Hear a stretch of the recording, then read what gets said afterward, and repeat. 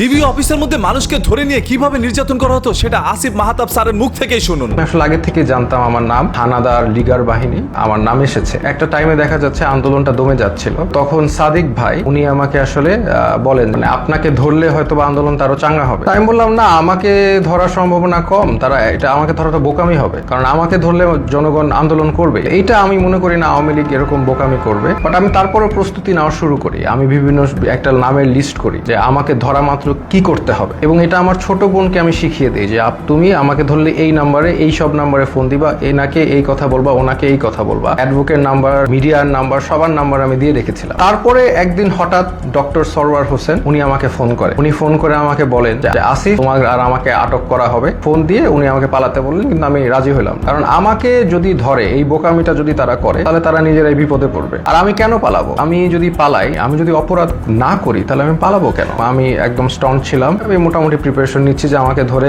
মেরে ফেলা হবে অথবা আমাকে টর্চার করা হবে, দুইটার একটা কি হবে, বাট আই ডোন্ট কেয়ার। যদি এটা উম্মার কাজে দেয় তাহলে আলহামদুলিল্লাহ, যদি মেরে ফেলে তাহলে তো ভালোই। আপনারা তো জানেন তারা কি পরিমাণ অমানবিক টর্চার করতে পারে। আমি আসলে মরাটাই বেস্ট সিচুয়েশন ধরে নিয়েছি, ধরে নিয়ে আমি প্রস্তুতি নিয়েছি। ওই দিন রাতে 1টার সময় বেল বাজে, তখন আমার মানে মনে হয় যে রাজাকাররা আসছে, লিগার হানাদাররা আসছে। আমি যে দরজায় দেখি কি আমার দারোয়ান। আমি ঘুমের মধ্যে ছিলাম, তো আসলে ওইভাবে চিন্তা করি নাই যে এইটা একটা ট্র্যাপ। আমি খুলে দারোয়ানকে জিজ্ঞেস করতে গেলাম কি, সাথে সাথে দরজা ধাক্কা দিয়ে হানাদার লিগার বাহিনী ঢুকে গেল। এখন ঢুকে গেছে, এখন তো আর কিছু করার নাই। আমি বললাম আপনারা দাঁড়ান, আমি আসতেছি। তো আমি আমার ছোট বোনের রুমে গিয়ে আমি ওর চুলটা টান দিলাম, ও রাগ করে উঠে বসলো, আমার দিকে তাকালো। আমি বললাম they are here, you know what to do, তুমি জানো তোমার এখন কি করতে হবে, এই শেষ কথা। তারপর আমি একটা কাপড় নিলাম, নিয়ে আমি ওদের সাথে চলে গেলাম। প্রথম দিন রাতে তারা আরো কয়েকজনকে ধরার চেষ্টা করলো, পায়নি, আমাকে নিয়ে তার ডিবি অফিসে নিলেন। ওইখানে যে অবস্থা, মানে একটা ভয়ঙ্কর অবস্থা, মানে 80-100 জনের মতো লোক ছোট একটা স্পেসে,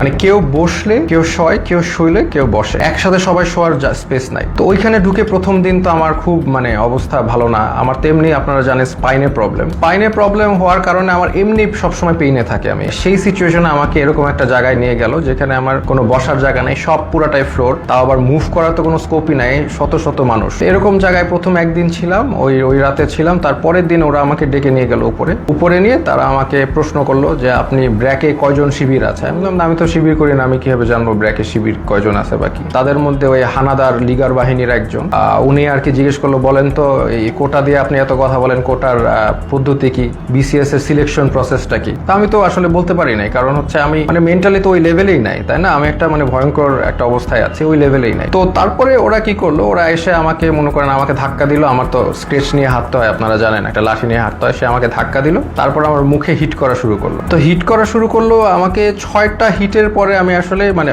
অজ্ঞান হয়ে যাচ্ছিলাম। তারা আমাকে বলে না, ডোন্ট এরকম করে আমাকে দাঁড় করাইলো, আবার 2-4 বার হিট করলো। তো তারপরে তারা আমাকে মানে বললো যে আপনি তো খুব খারাপ জায়গায় আসছেন, আপনার বাম পায়ে প্রবলেম, ওই ডান পাকে আমরা একদম করে আপনাকে পুরোপুরি লুলা বানাই দেবো, এরকম একটা কথা বললো। এবং আরেকজন লাঠি নিয়ে আসলো আমাকে মারবে, পরে ওরা লাঠি দিয়ে হিট করে নাই, না করে আমাকে ওই জায়গায় আবার সেই জায়গায় যেখানে রাখে সেখানে নিয়ে গেল। তো তারা প্রতিদিন ডাক দিবে, নাম কল করবে, ধরেন আপনার নাম হচ্ছে, ধরেন আমার নাম আসিফ মাহতাব, ধরে বলবে আসিফ মাহতাব, বাবার নাম শাহাবুর রহমান, এরকম বলে নিয়ে যাবে, নিয়ে চোখ বাঁধবে, মুখ বাঁধবে, তারপর তাদেরকে ঝুলায় টর্চার করতে থাকবে, বাড়ি দিতে থাকবে, বিভিন্ন ভাবে টর্চার, লাঠি দিয়ে পিটাবে, পায়ের তলায় পিটাবে, হাড়ের বুন্দে মারবে। মানুষের শরীর নীল অবস্থায় তারা ফিরে যায়, সারা শরীর মারতে রক্ত জমাট বেঁধে নীল অবস্থায় এক একজন লোক ফিরে। তো এইরকম অবস্থা আমি দেখলাম বিষয়টা যে এরকম চলছে। স্পেশালি জামাতের যারা আছে তাদেরকে মানে জামাত যেহেতু বলে ফেলছে একবার, তাদেরকে মানে অমানবিক ভাবে টর্চার করছে। এগুলো করার পরে এবং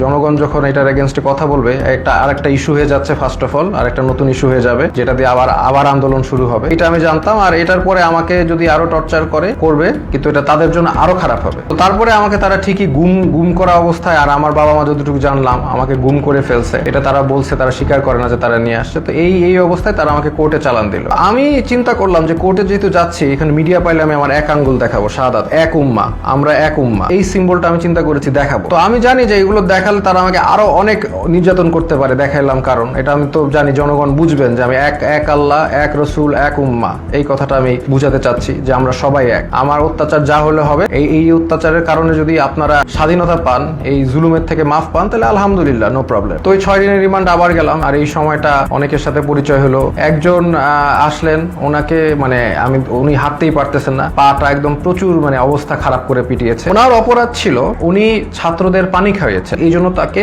অমানবিক টর্চার করলো। লাস্টে একটা কথা বললাম, আপনি যে এত টর্চার হলে ছাত্রদের পানি খাওয়ায় এখন আবারও কি খাওয়াবেন আপনি? তো উনি বললো ইনশাল্লাহ স্যার আবারও খাবো। আমি like that's the answer I am looking for. আমরা আবার করব, আমাদের ছাড়লে আমরা আবার করব। আরেকজন হচ্ছে মাদ্রাসা স্টুডেন্ট, তাকে বলছে খুন করেছে, সে পুলিশ খুন করেছে, এটা সে তাকে বলছে এবং তাকে প্রতিদিন পিটায়, প্রতিদিন নিয়ে টর্চার করে, মানে খামুক মানে একটা কিছু বলেই পিটায়। আমরা এটা নিয়ে হাসাহাসি করতে করতে শেষ। সানিয়াত ভাইকে 4 দিন উনি বলছে 4 দিন ওনাকে পিটিয়েছে, চোখ বেঁধে হাতে দিয়ে ঝুলিয়ে পিটিয়েছে। ওনার মাকে ফোন দিয়ে শুনিয়েছে যে তাকে যে টর্চার করছে এটা তার মাকে শুনিয়েছে ফোন দিয়ে।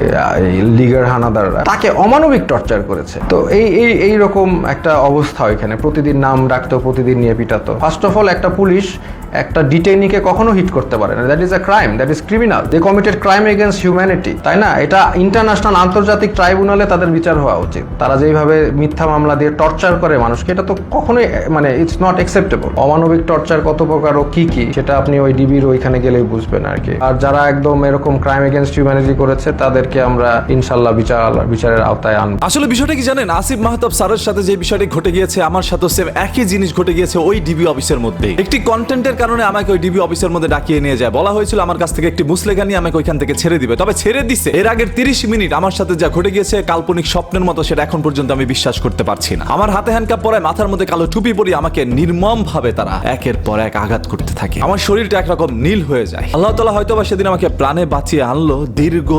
দীর্ঘ মাস আমি কিন্তু বুঝতেও পারিনি, আমি কথা বলতে পারতাম না। বাইরে থেকে তাদের রূপ দেখে কখনো বোঝাই যাবে না ভিতরে নিয়ে তারা কি করতে পারে। হ্যাঁ ভাই, যারা অপরাধী তাদেরকে সেই সাজাটা দিতেই হবে, সেটা তারা দেখ। তবে যারা অপরাধ করেনি তাদেরকে নিয়ে কেন অপরাধী বানানো হইতো? ইনশাল্লাহ যারা এই ধরনের কাজগুলো করছে তাদের প্রত্যেকের বিচার হবে।